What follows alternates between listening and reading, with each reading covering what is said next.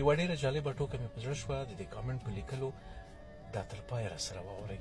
یو نفر ده په دوبۍ کې اوسي، ډېر ښایسته ځواني خدای ورکړې، ښایسته ویښته، ښه اقتصادي حالت یې ښه ده. دا چې کله کور ته ځي دغه کالي واسکټ یو رنګ جوړوي.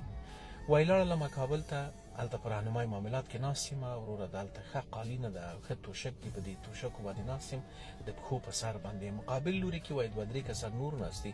وایي یو نفر د دې 2-3 کسانو نه راجګ شه، په یو کاغذ باندې څه شی ولیکل، ما ته یې راکړل.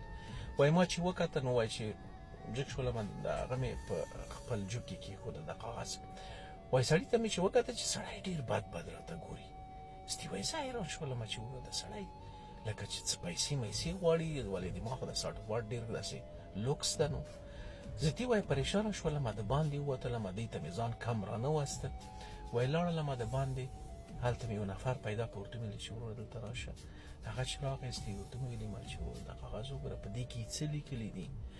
هغه چې کاغذ وکته وی چې وروره په دې کې داسې لیکلي دي چې وروره خښتک دې پرېږده، ټول سامان دې ښکاري، لږ سم کېنه. وایي ما هم چې رښتیا د خپل خښتک وکته، باور وکړئ چې وایي ډېر پرې و. نور مې وایي چې د شهر په ضد یې وایي چې هغه راهنمای معاملات ته بیخي ورنه راغلم، هسې مې ځان کور ته ورسوم. نو ګوره وروره، خط، قلم، کتاب دا تا یو مقام ته رسوي. باور وکړئ که یو سړی تجار وي، لوستی وي، یعنې هغه باسواده وي، او یو سړی بېسواده وي، د لوستي او د بېسواده په تجارت کې به ډېر فرق وي. صحیح ده، هغه نالوستی به هم ښې پیسې ګټي، خو لیکن د هغه پیسې به په 100,000 لارو باندې ورنه ځي. خو هغه کوم سړی چې لوستی وي، د هغه به محاسبه دقیقه وي، د هغه به کنټرول ډېر قوي وي، هغه به په خپل کاروبار باندې کامل کنټرول لري.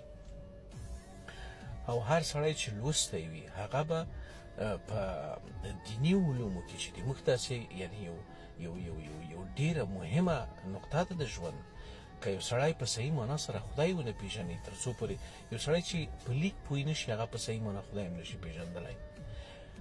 حدیث نشي لوستلی، احادیث نبوي، قرآن تلاوت ته نشي کولی، نو څه رقم به موږ تاسې بیا خدای وپېژنو، او یا څه رقم بیا موږ تاسې په دې خپل ژوند کې په دې ورځنیو چارو کې په مخ لاړ شو چې تر څو پورې د قلم او کتاب دې په صحیح معنا سره په لاس کې نه وي.